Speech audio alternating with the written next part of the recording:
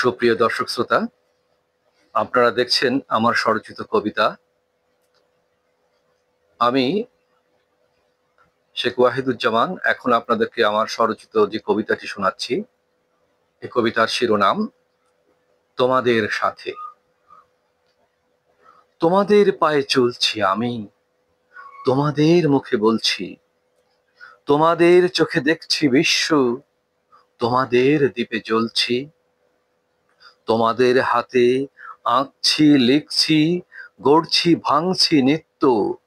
তোমাদের যত কৃষ্টি শিখছি, মুগ্ধ করছি চিত্ত। তোমাদের পথে চলতে চলতে খুঁজছি নয়া দিগন্ত। তোমাদের রূপে ফলতে ফলতে আনছি নয়া বসন্ত। তোমাদের পদচিহ্ন দেখে দেখে হচ্ছি অগ্রসর। তোমাদের পদধূলি মেখে মানছি পূর্বাপর। তোমাদের থেকে শিক্ষা নিয়ে ন্যায়নিষ্ঠ হতে চাই। তোমাদের থেকে দীক্ষা নিয়ে অহিংসতা ব্রতে পাই।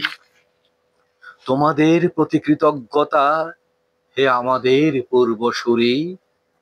তোমাদের ভুল অযোগ্যতার ধোকায় যেন আমরা না ঘুরি। তোমাদের প্রাণে আমাদের প্রাণ, নানা অবদানে হোক মুখরিত। সত্য ন্যায়ের স্বর্গীয় গান ছড়িয়ে জগৎ হোক সুরভিত। ধন্যবাদ।